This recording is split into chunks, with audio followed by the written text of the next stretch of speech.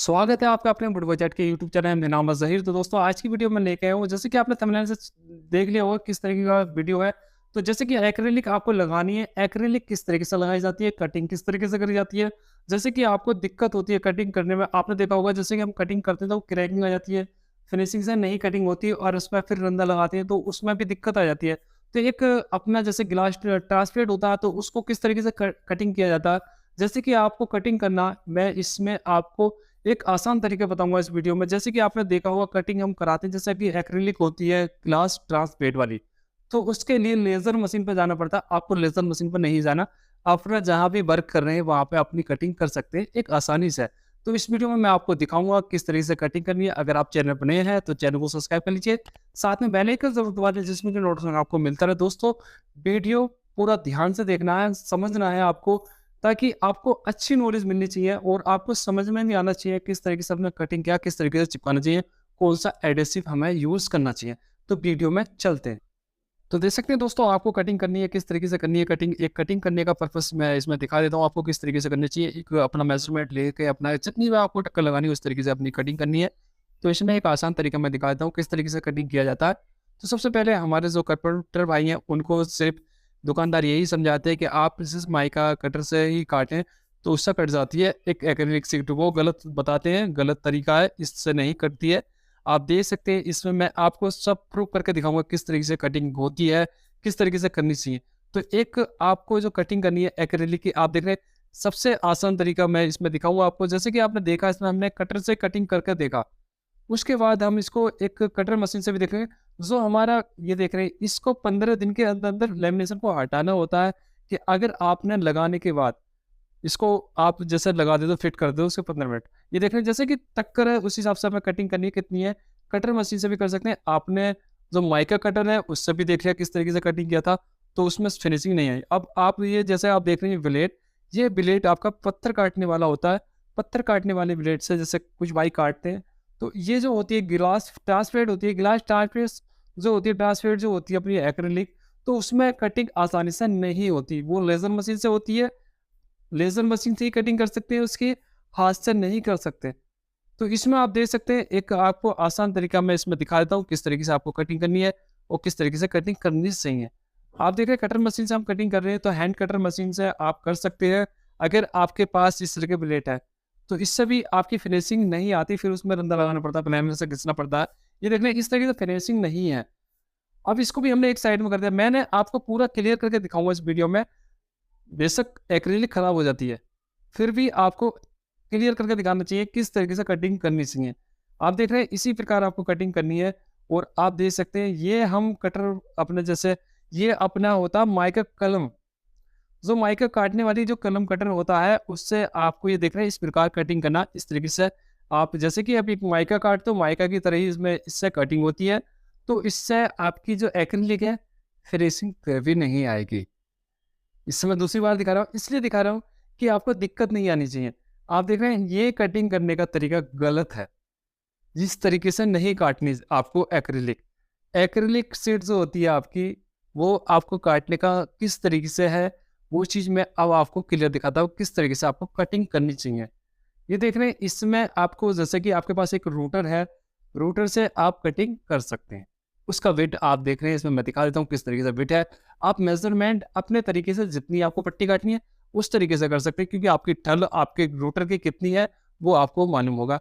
हमारे रूटर की 45 एमएम, ये 50 एमएम इस तरीके से होती है वैसे तो। आप देख रहे हैं इसको हम कटिंग करके इस तरीके से जितना हमारे को एक्रेलिक में ये बी ग्रुप वाला बिट होता है, उससे कटिंग कर सकते हैं। ये बी ग्रुप जैसे कि आपने देखा होगा कुछ हम जगह बी ग्रुप बनाते हैं, बी ग्रुप बनाते हैं तो उसमें लगाते हैं, तो उसमें एक बिट यूज़ कर सकते हैं। तो ये आपका एक्रेलिक काटता है। वो कैसे काटता है वो मैं आपको दिखा देता हूँ इसमें। और आपको जैसे कोना राउंडिंग करनी है वो भी एक एक्रेलिक हम लगाते हैं, जैसे कि आपने देखा होगा मशीन की फिनिशिंग वाला हाथ से भी काम कर सकते हैं। तो उसकी कोना राउंडिंग कैसे होती है वो भी मैं इसमें दिखाऊंगा। ये कटिंग करने का तरीका आप देख रहे हैं। जैसे कि एक रूटर है आपके पास, अगर आपके पास ये ट्रेमर है, ट्रेमर से आप ये कटिंग कर सकते हैं आसानी से। तो ये देख रहे हैं इसमें आपको जितना आपका ज़रूरत है कटिंग की उतना ही आपको बिट को निकालना होता है, उसी हिसाब से आप कटिंग कर सकते हैं। एक सीधी धार की पट्टी लेकर जो बुनियादी पट्टी होती है उससे कटिंग करनी है आपको। सीधी होनी चाहिए और हम उसकी कटिंग करते हैं इस तरीके से। आप देख रहे हैं इसकी फिनिशिंग आप चेक कर सकते हैं, एक नंबर की फिनिशिंग आई है कटिंग में। तो इसी तरीके से आपको कटिंग करनी है, आपको कोई दिक्कत नहीं वाली बात नहीं। और इसमें मैं आपको कई चीज़ें क्लियर करूँगा इसी के अंदर, वीडियो के अंदर। आप प्रॉपर ध्यान से देखें। अगर आप चैनल पर नए हैं तो चैनल को सब्सक्राइब जरूर कर लें। ये एडहेसिव है, आप देखें इसी एडहेसिव से आपको लगाना है एक्रिलिक शीट। एक्रिलिक शीट जो लगाने का, जैसे कि आप देख रहे हैं, इससे बढ़िया एडहेसिव नहीं होता। रिहाउ कंपनी का एडहेसिव आप ले सकते हैं, रिहाउ का। इसकी एमआरपी आप देख सकते हैं, जो भी एमआरपी हो मार्केट में, क्योंकि कम ज़्यादा होती रहती है टाइम के हिसाब से। तो इसको आपको लगाना है। जैसे कि अगर आपका प्लाईवुड का काम है और उस पर भी लगा सकते हैं, अगर आपका एचडीएचएमआर का काम है तो उस पर भी लगा सकते हैं। ये देख रहे हैं आप, प्लाईवुड पे यूज कर सकते हैं। अगर आपके घर में दीमक नहीं है, सीलन नहीं है, तो आप प्लाईवुड यूज कर सकते हैं, वहाँ पे इसको इस्तेमाल कर सकते हैं। एक्रिलिक भी वहाँ भी लगा सकते हैं प्लाईवुड पे। प्लाईवुड पे जो एक्रिलिक चिपकाई जाती है उसका तरीका अलग होता है। आप देख रहे हैं इसमें, इसके बाद अपना इस तरीके से लगा देना। इसमें मैं आपको एक चीज़ और दिखाऊंगा, क्लियर करूंगा आपको कि ये हमने जो पट्टी लगाई है किससे लगाई है। जैसे कि आपको जी प्रोफाइल हैंडल होते हैं, कुछ कारपेंटर भाई ऐसे होते हैं कि वो टेप लगा देते हैं, माइका लगा लेते हैं, फाइनल कर लेते हैं, फिर उसके बाद झिरी काट के जी प्रोफाइल हैंडल डायरेक्ट चिपका देते हैं। वो गलत तरीका है। आप देख रहे हैं इसमें, जैसे कि आपको लगाना, हम ज़िरी पहले काट लेते हैं जी प्रोफाइल हैंडल की, उसके बाद हम जी प्रोफाइल हैंडल लगाते हैं। क्योंकि जो ग्रिप होती है इसकी, जो नीचे की जो ग्रिप होती है, जो हमारी बटन के अंदर जाती है, वो दिखनी नहीं चाहिए, नज़र नहीं आनी चाहिए। तो ये चीज़ फिनिशिंग इसी तरीके से आती है अगर आप ध्यान रखते हो काम पे। ये देख रहे हैं, हमने ये ग्रुप पहले ही कटिंग करने थे, जितना हमारा जो प्रोफाइल हैंडल लगेगा उसी तरीके से हमने ग्रुप कर लिया। साइड में हमारा जो टक्कर है टेप उस तरीके से। ये एक रफली मैं आपको एक वीडियो बना के दिखा रहा हूँ, बाकी ये देख सकते हैं आप, इससे एक आइडिया ले सकते हैं किस तरीके से लगाना चाहिए। आपको परेशानी नहीं होनी चाहिए, जो मेरे सब्सक्राइब आए हैं उनको दिक्कत नहीं आनी चाहिए किसी प्रकार की। अगर आती है तो मुझसे कॉन्टैक्ट करके पूछ सकते हैं। ये देख रहे हैं, इसलिए ये चीज़ जो हमने बताई है नीचे देखनी नहीं चाहिए। ये चीज़ होता है, कुछ कारपेंटर भाई होते हैं वो सीधी जीरी काट देते हैं, टाइम बचाते हैं, वो गलत बचाते हैं। टाइम बचाने के चक्कर में काम को खराब करके दिखा देते हैं। तो वो चीज़ नहीं करनी है आपको। इस तरीके से आप देख रहे हैं, ये लगानी है आपको। अगर आप एक माइका लगा के आप ऐसे से लगा रहे हैं, इसमें ऐसा होता है कि हमने जो टक्कर पे सैंड कलर की टेप नहीं मिली। अगर आपको टेप नहीं मिली तो एक्रिलिक अगर आप लगा रहे हो फ्रंट पे, तो आप पट्टी काट के इस प्रकार अपनी चिपका सकते हैं, जिसमें कि आपका टाइम भी बचेगा और आपका इसमें फिनिशिंग भी सेम रहेगी, इसमें कलर दूसरा नहीं होगा।